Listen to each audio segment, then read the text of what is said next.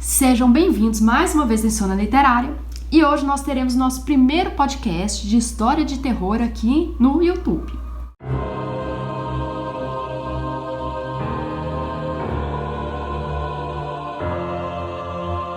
Eu espero que vocês gostem da história, porque a história de hoje é sobre os fantasmas do voo 401. Eu pesquisei bastante sobre essa história e acabei comprando o livro do John Fuller, que escreve John Fuller, com 2 L's.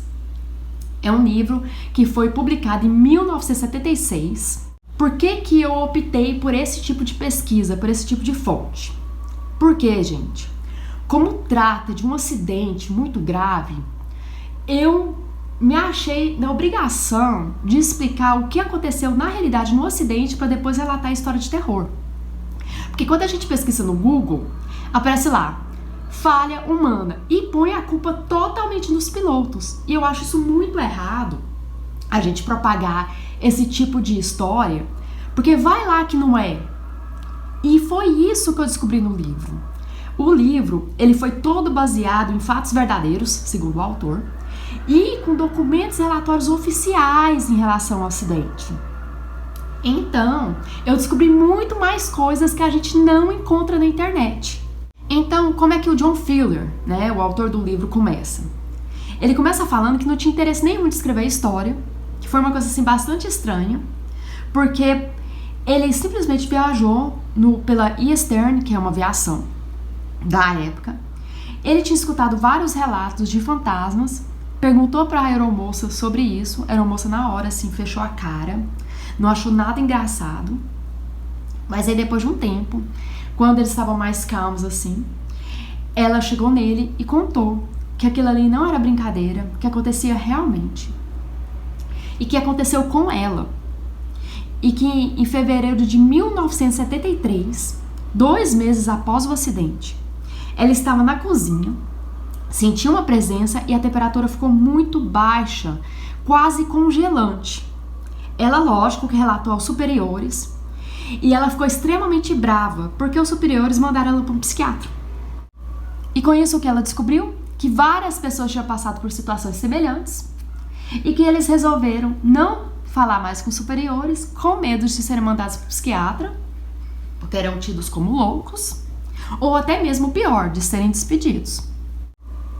O autor resolveu conversar com seus vizinhos, que eram pilotos, e um deles, o Don Blin, que era piloto da Seaboard Airlines, ele falou que realmente eles comentavam que nas aviações da Eastern, os L-1011 e o TriStar Whisperliner falavam que sempre uma ou outra pessoa da tripulação tinha uma história de fantasma para contar, que isso era recorrente e que até as outras aviações sabiam dessas histórias.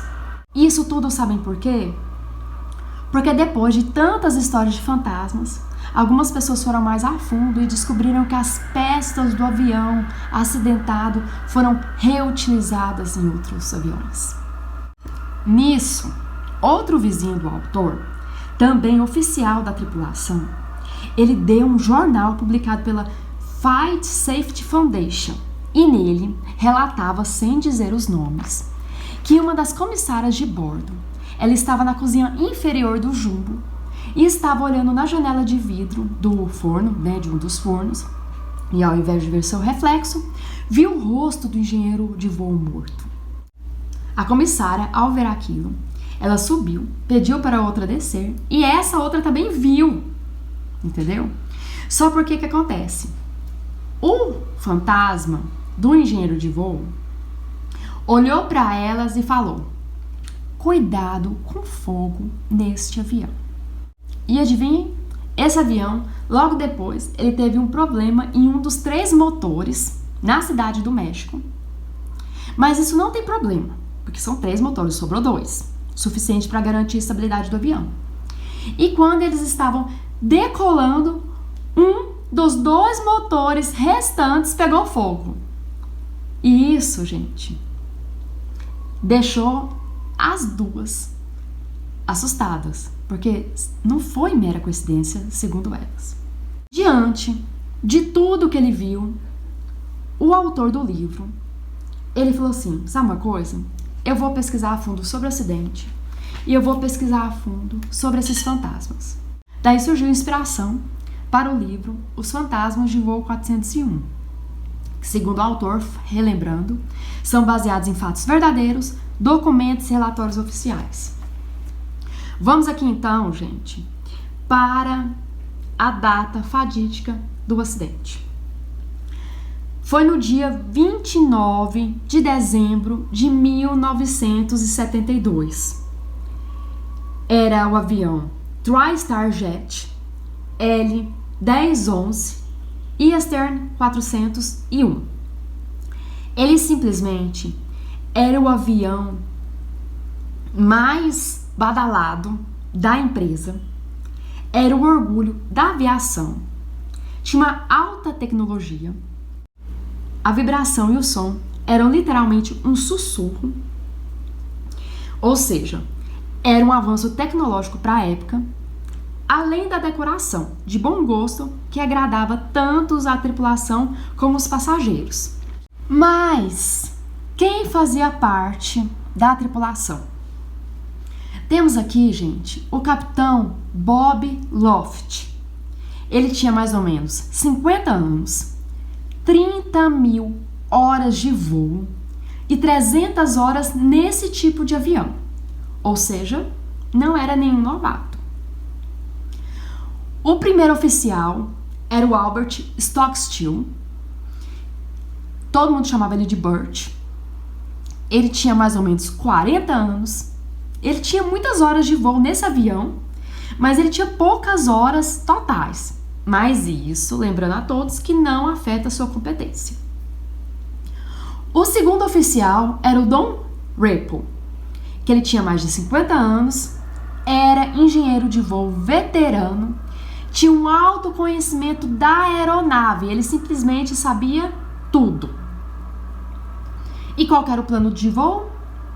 Voar para Miami no avião 310 L1011, voo 401, e sairia às 9h20 da noite.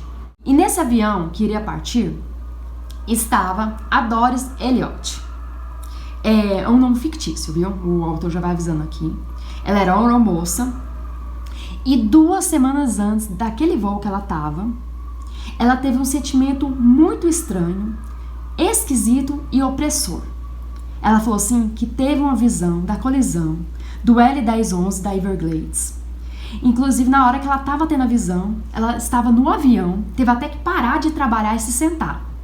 Segundo ela, ela é sensitiva e já previu outros que realmente aconteceu. E a Doris, ela estava no avião, mas ela não sabia que era aquele avião, o dia, o horário, nem nada. Ela só sabia que ia acontecer alguma coisa. Só sei que quando a gente embarca no avião, lógico, esse avião acabou chegando de um lugar, né, pra sair para outro.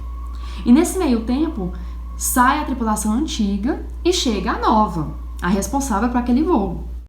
Gente, e olha que triste. Antes de decolar, a tripulação do voo que ia partir, parte dela, né, da tripulação do voo que ia partir, e parte da tripulação do voo que tinha chegado, que elas iam embora, tirou uma foto, gente. Todo mundo sorrindo, fazendo gracinha, colocando chifrinho, aquelas coisas assim, de amigos.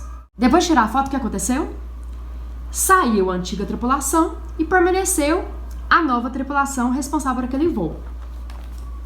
O piloto e o engenheiro, eles fizeram um check-in no avião, viu que tudo estava ótimo, não teve nenhum erro no avião, porque antes de decolar, gente, eles sempre fazem isso para ver se houve alguma avaria entre um voo e outro.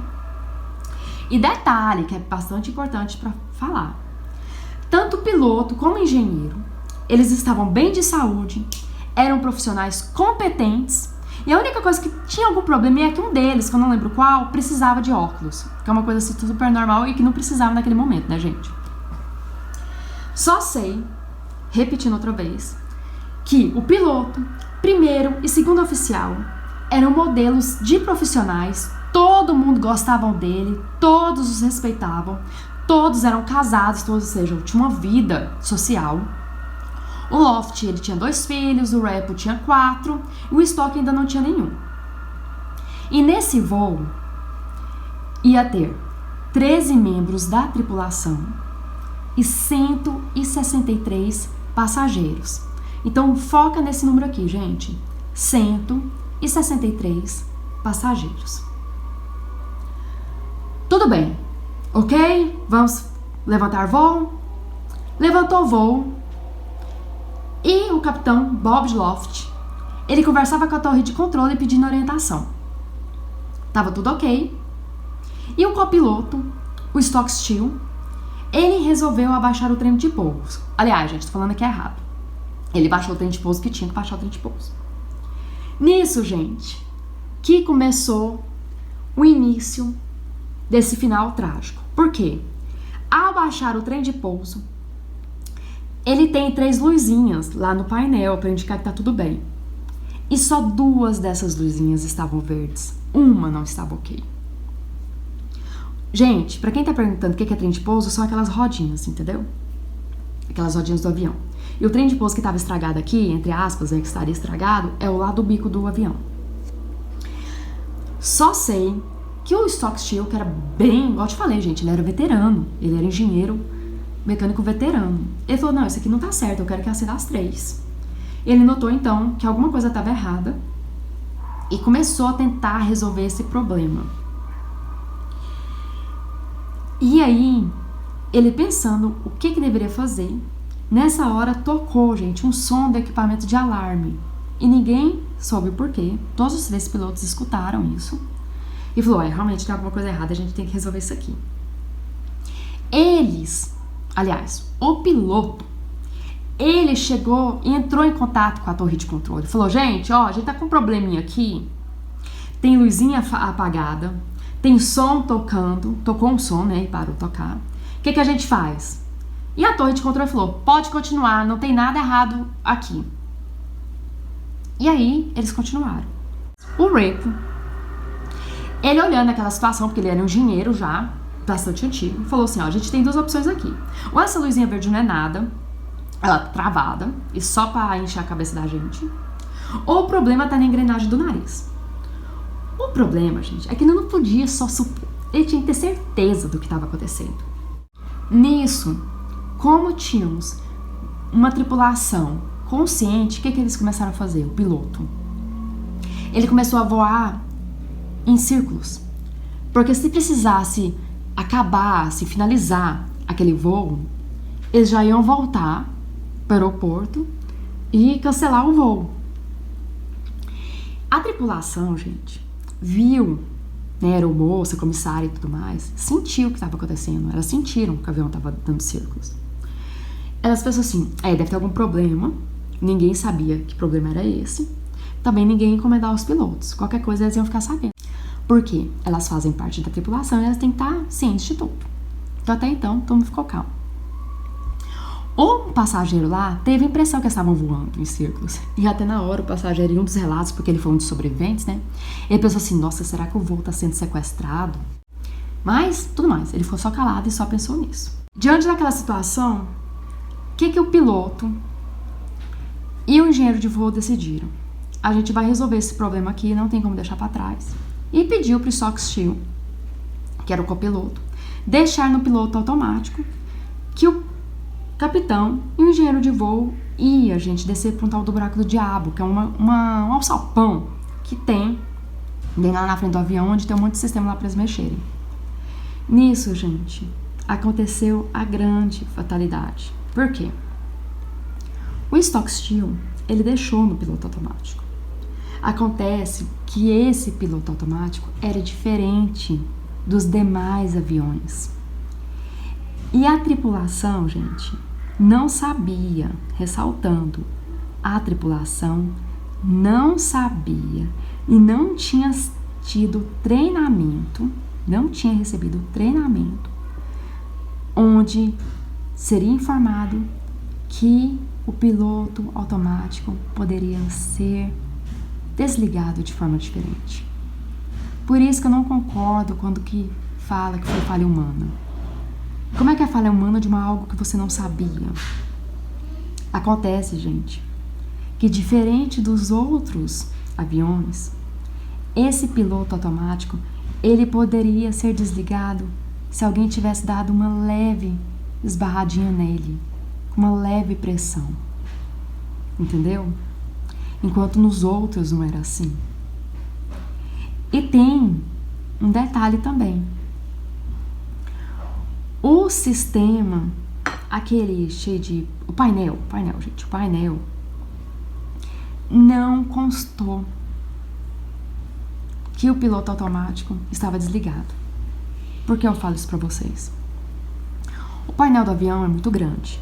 E nesse avião, piloto, copiloto e demais não via o que estava aceso ou apagado em um painel do outro.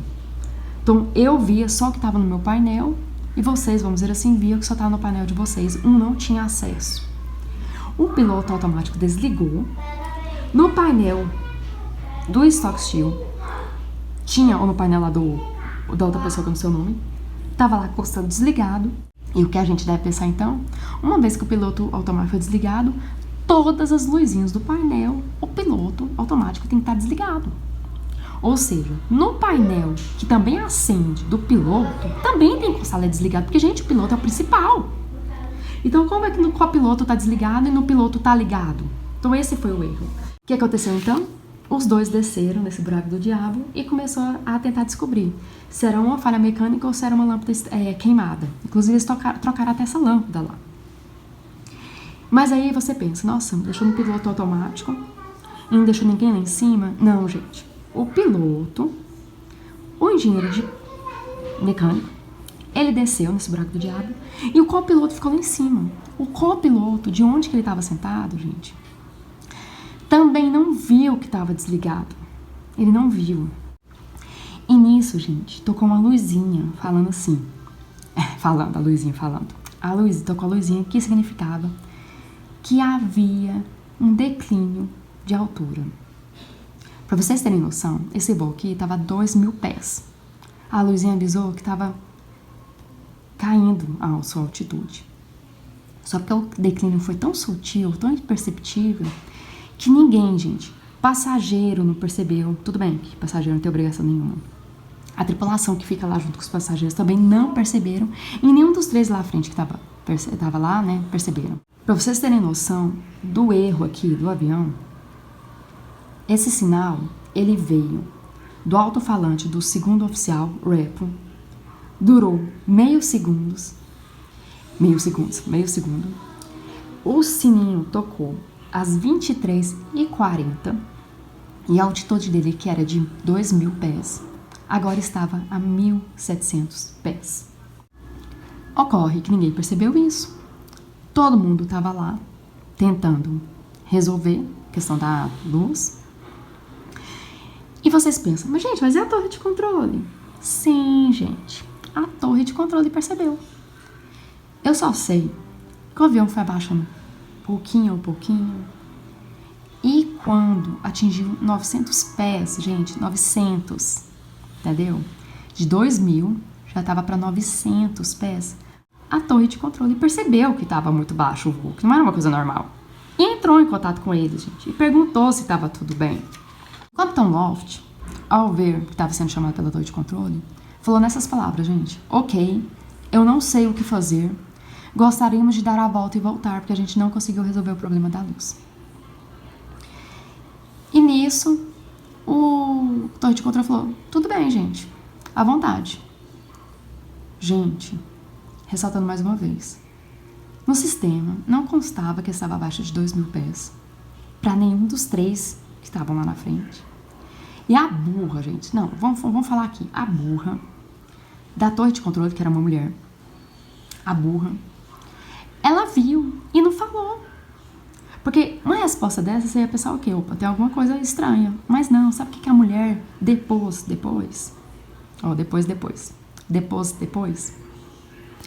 ela falou que os controladores de voo não devem encher o saco dos pilotos com coisas triviais, que eles tinham sido ensinados a isso. Se um piloto falou, tá ok, eles não vão contestar o piloto. É burra, né, gente? Trivial, 900 pés é trivial pra vocês? Tá. Só sei, gente, que às 11h42 eles estavam a 600 pés acima dos pântanos da região. E que pântano era esse? Era o Parque Nacional Everglades, que é uma reserva pantanosa. Ela tem 1,5 milhão de acres, situada no extremo sul do estado da Flórida, Estados Unidos. Na hora que eles estavam exatamente nesse lugar, um stock still, do nada, falou assim: vocês fizeram alguma coisa em relação à altitude? No painel não tava, parece que tava sentindo alguma coisa estranha, entendeu? Mas no painel não tava nada. E o capitão, o Loft, falou: não, a gente ainda tá a 2.000 pés, não tá? Aí, nesse mesmo momento, o Loft, ele percebeu o que aconteceu, porque tava muito escuro na frente, ele percebeu e ele só gritou assim: o que tá acontecendo aqui? 9,5 segundos depois, parou tudo. Acabou tudo. 9,5 segundos depois, de 11h42, acabou-se tudinho. E aconteceu o acidente. O capitão e a tripulação mal conseguiram entender o que estava acontecendo. Foi perdido o sinal. Os pilotos de outros aviões, eles falaram que viram uma grande explosão, um grande flash, como se um avião batesse no chão. Acontece que no momento da colisão, o capitão Loft estava em frente do painel de controle, o Rapo, engenheiro de voo, estava lá no buraco do diabo, e o stock still também estava lá no buraco do diabo. No finalzinho ele resolveu dar quando o Loft subiu, ele resolveu descer para ver se conseguia ajudar em alguma coisa. O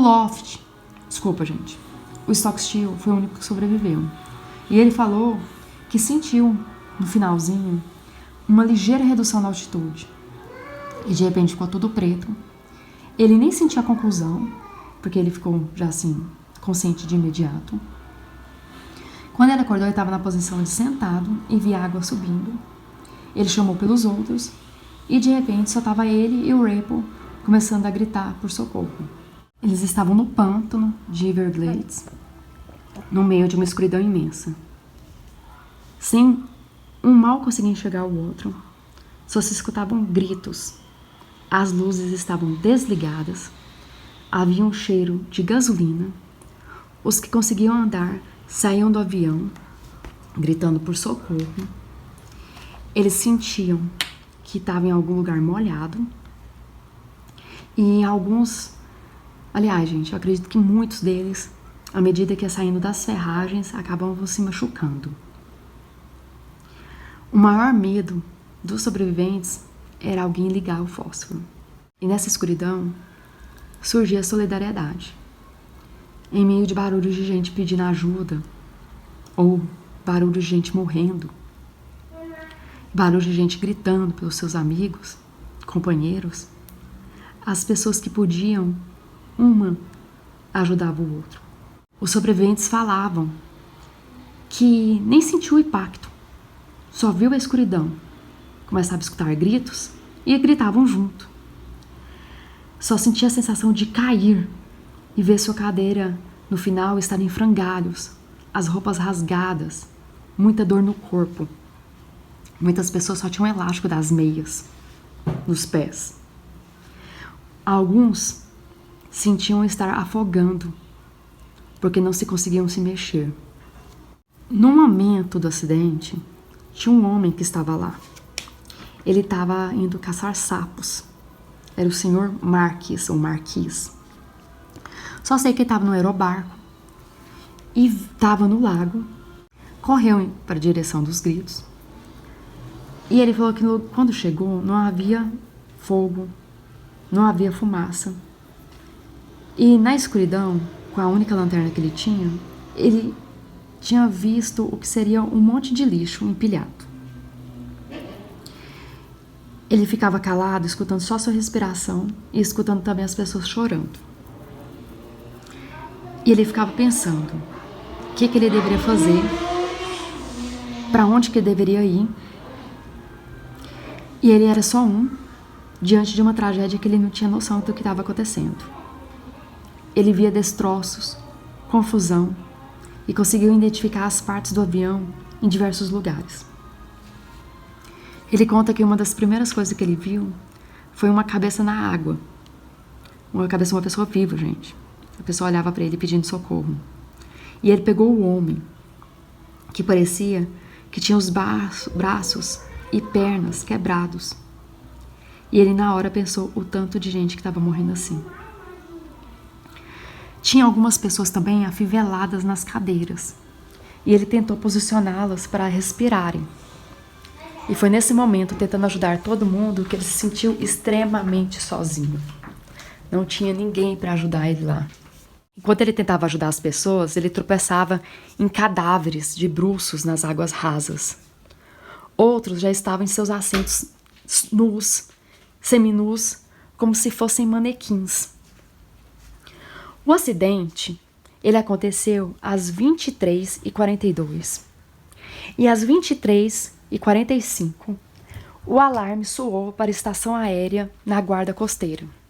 Tempos depois, o Marques, aquele que estava com o aerobarco, viu os helicópteros aproximando.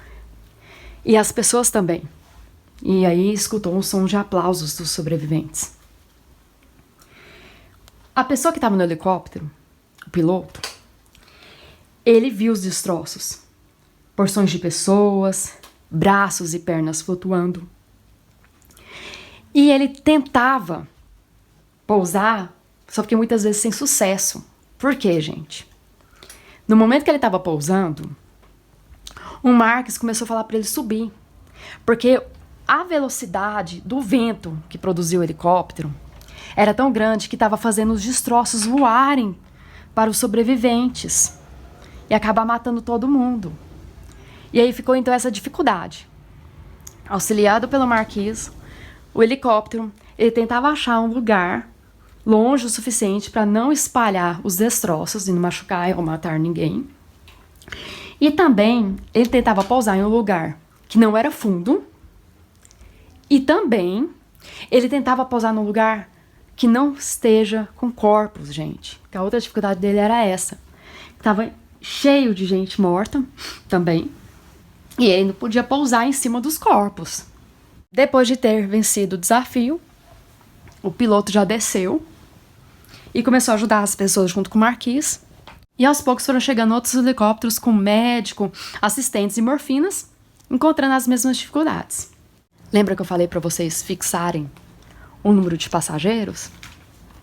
O número de passageiros nesse dia eram 163 pessoas. O número de sobreviventes, 77. Mais da metade morreu.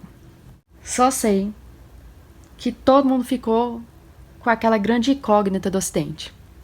O que aconteceu com o avião perfeito cair e com profissionais competentes? Então, nessa investigação, quais foram os documentos analisados? O sobrevivente, o stock steel e a caixa preta. Para vocês saberem, o capitão Bob Loft, ele morreu na hora, quando eles foram resgatar. O segundo oficial, o Don Repo, ele foi encontrado, que era um engenheiro de voo, né? Ele foi encontrado muito ferido, mas ele acabou não sobrevivendo. Sobreviveu, então, somente o primeiro oficial, Albert Stockstill. O perito, que foi analisar toda a situação, fizeram perguntas para ele, porque eles queriam identificar quem era o responsável. O perito chegou e falou assim, gente, que a luz da altitude nunca ia acender mesmo, que não acende quando o piloto automático está desligado. Isso também, para mim, é uma outra falha. O perito afirmou realmente que ninguém recebeu treinamento e falou que aquela luzinha tinha que estar no painel. E segundo o perito, isso é uma situação indesejável, porque um painel deve ser visto pelo outro também. A luzinha, de acordo com o que ele escutou, porque tem a gravação da caixa preta, mal conseguiram escutar. Então não era invenção do sobrevivente. E ele falou também que o anunciador deveria ter mostrado que não estava mais no piloto automático, que deveria ter um anunciador lá. Mas, por que tá lá falha humana em tudo que a gente pesquisa no Google? Porque eles resolveram colocar a culpa em alguém, tinha que colocar a culpa em alguém. Lógico que eles não iam colocar a culpa na engenharia da projeção, do projeto, né? Do projeto do voo. E ficou pro piloto, copiloto e até pro engenheiro de voo.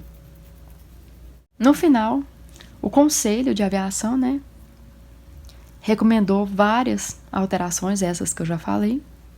Os pilotos da aviação, né, aqueles que fazem parte da companhia, ficam muito revoltados por colocar só a culpa nos pilotos, porque isso é um pecado que a família inteira vai carregar pro resto da vida.